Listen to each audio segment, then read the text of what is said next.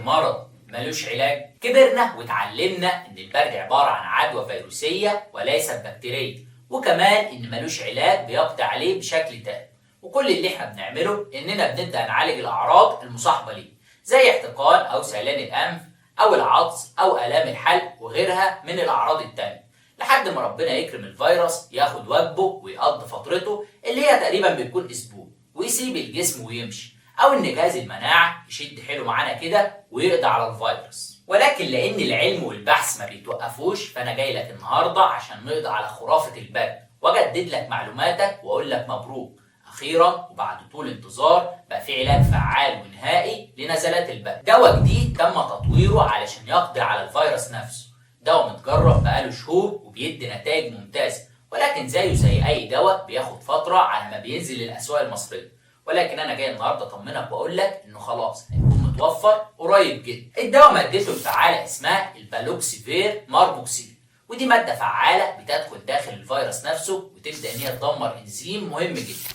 اسمه الكاب ديبندنت اندونيوكلييز، والانزيم ده هو الانزيم المسؤول عن تكاثر وتضاعف اعداد الفيروس. بمعنى تاني الدواء ده بيبدا ان هو يدمر الفيروس من جواه وبيقلل اعداده وبيمنع انتشاره. الجميل بقى في الدواء ده ان هو بيكون جرعه واحده بس، وبتكون كافيه ان هي تقلل الاعراض من 7 ايام ل 3 ايام، وكل ما تاخد الجرعه بدري في خلال 24 ساعه 48 ساعه من ظهور الاعراض كل ما كانت المده اقل.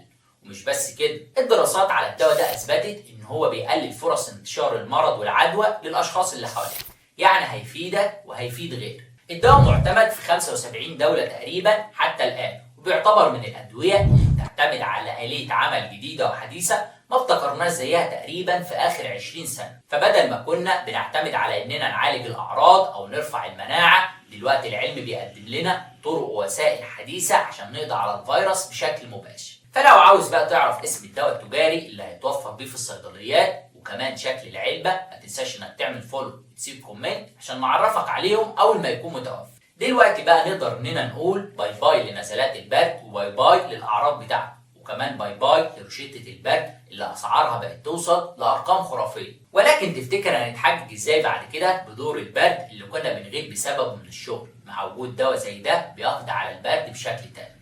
انا دكتور مصطفى فرحانه، ما تنساش اللايك والفولو عشان تشوف الفيديوهات الجايه. دكتور بيست، دكتورك المفضل. سلام.